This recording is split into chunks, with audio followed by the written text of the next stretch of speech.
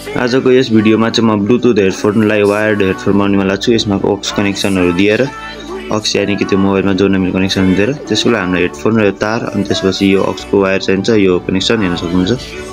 यो वाला पिन या फेरि ऑक्स केबल चाहिँ इयरफोनबाट पाउन सक्नुहुन्छ र त्यसपछि यस बिल्ड गर्न सुरु गरौँ। सबभन्दा पहिला हेडफोन लिने र यसलाई खोल्दिने राम्रोसित। बिस्तारै खोल्नुपर्छ यसलाई, धेरै बेसी गर्न भाँचिन सक्छ कुराहरु। र यो मैले खोलिसकेको छु, हेर्न सक्नुहुन्छ भित्रको भ्यू। र अब यसलाई हामीले साइडमा राख्नुपर्छ।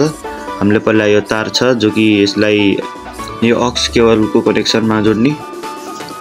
सबभन्दा पहिला हामीले यो सबैको तारहरुको बाहिरको कभर छिल्नुपर्छ। छिलिसकेपछि अब यसको मैले हातमा समातेको एउटा तार र अर्को हातमा समातेको एउटा तारको कनेक्सन गरिदिनु मस्त गरेर राम्रोसित जोड्नुपर्छ। पुरै घुमाइ जोडिदिनु होला। र त्यसपछि यसलाई सेक्युर गर्नको लागि धागो या फिर टेप लगाइदिनु होला मस्त गरेर, ताकि यो नफुट्कोस् यहाँबाट। यसलाई भइसकेको छ र यसको अर्को साइडको तारहरु पनि छिल्न पनि हुन्छ। यसलाई राम्रोसित छिल्दिनु होला। छिलिसकेपछि अब हामीसँग यो तार बच्छ र त्यसपछि यो ब्लुटुथको हेडफोन बच्छ। यसमा कनेक्सन गर्ने, त्यही भएर यसको पहिले राम्रोसित स्क्रुहरु निकाल्दिनु ताकि यसलाई कनेक्सन गर्न सजिलो होस्। यसको अर्को साइडको स्पिकरको पछाडी चाहिँ ब्याट्री रहेको छ, हेर्न सक्नुहुन्छ यति सानो वाला। यसलाई निकाल्यौं भने यसको पछाडी डबल टेप राखेर चाहिँ यसलाई टास्नको लागि। र एकदमै सानो हो, यो सायद 500 mAh या फिर 1000 mAh को हुन सक्छ, या त भन्दा थोरै। यसलाई यही राख्दिम चार्जर चाहिँ, अनि यसलाई फेरि बन्द गरिदिउँ राम्रोसित। हामीलाई यसको काम छैन यो लागि, हामीलाई यो कुराको काम छ। यसलाई हामीले कनेक्सन हेर्न पर्छ, कुन कता जोडे हेर्न पहिला। ठिक छ, यसलाई अन गरेर हेर्यो भने पनि यो चल्छ, हेर्न सक्नुहुन्छ काम गरिरहा। अब यसलाई चार्ज गरेर हेरौँ, यो चार्ज पनि हुन्छ। यो राम्रोसित सबै कुराहरु चलिरहेको यसको। अब हामीले के गर्नुपर्छ भन्दा यसको कनेक्सनहरु हेर्न पर्छ। यहाँ हेर्न सक्नुहुन्छ यहाँ 4टा पिन छ। यी पिनहरु चाहिँ हाम्रो माइक र दुईटा हेडफोनको हो भने त्यो दुईटा पछाडीको पिन चाहिँ यो ब्याट्रीको। अब हामीलाई एउटा सानो मोबाइल चाहिन्छ जसमा हामीले गीतहरु बजाउन सक्छौं। एउटा र्यान्डम गीत बजाइदिम र त्यसमा चाहिँ हाम्रो यो ऑक्स कनेक्सनलाई ऑक्स केबललाई जोडिदिम। र त्यसपछि त्यसको अर्को टुक्रालाई चाहिँ हामीले यो ब्लुटुथ स्पिकरमा जोड्न पनि हुन्छ। त्यसपछि मस्त कुराहरु बच्छ। अब हामीले यो अर्को स्पिकरमा जाने तारलाई हल्का छिल्न पर्छ यहाँबाट। बिस्तारै छिल्नु होला अनि बिस्तारै गरेर गर्नु होला, जस्तै मैले गरिराखु। र त्यसपछि तपाईले लाइटरले पोल्न सक्नुहुन्छ भने पोल्दिनु होला, राम्रोसित निक्लिन जाथ्यो। हेर्न सक्नुहुन्छ क्या स्मुथ तरिका निक्लिरहा। यसको तार पनि, यसको तारको बाहिरको खोलहरुलाई निकाल्दिन पनि हुन्छ हामीले।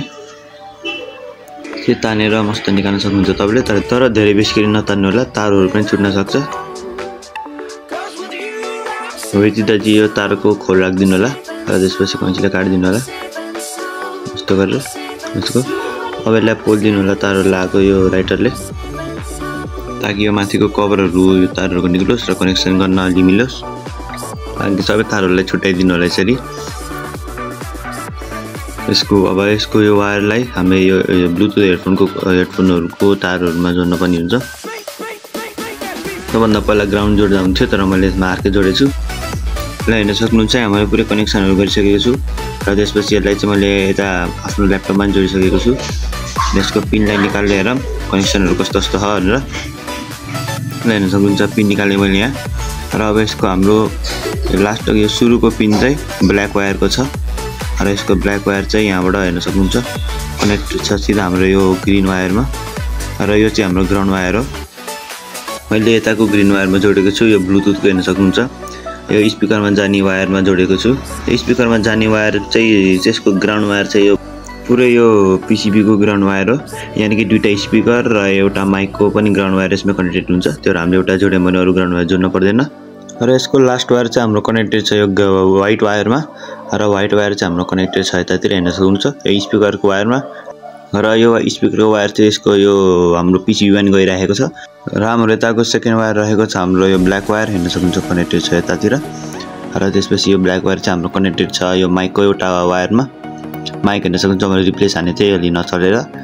र यही माइकको अर्को वायर चाहिँ हाम्रो ग्राउन्ड वायरमा कनेक्टेड छ, जो कि हाम्रो ग्रीन वाला वायर हो। यता हेर्न सक्नुहुन्छ ग्रीन वाला वायर हो, यसमा कनेक्टेड छ। र र त्यसपछि यो स्पिकरको हाम्रो जुन वायर चाहिँ हाम्रो ग्राउन्डवाला वायर छ त्यसलाई चाहिँ मैले यो बोर्डबाट निकालेर त्यस बोर्डमा कनेक्ट गरेर अनि त्यसपछि यसलाई चाहिँ मैले अर्कोवाला वायर यानि कि यो येल्लो वायरमा जोडेको छु स्किन वायरमा हेर्न सक्नुहुन्छ।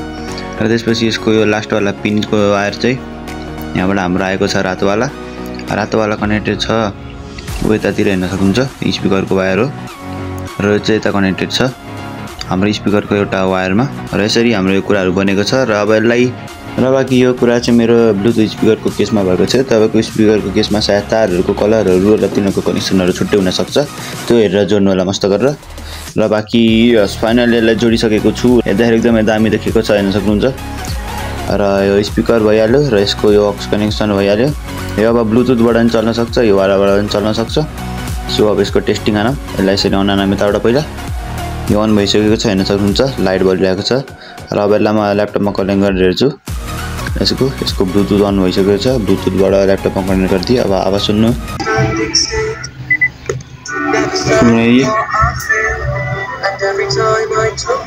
आवाज सानो यसको यसबाट आयो, यसबाट आइरह आवाज तर सानो क्या सकिन्छ यस्तै हो, तर सुनिन्छ जियोस्। हेडफोन हो नि त एउटा अब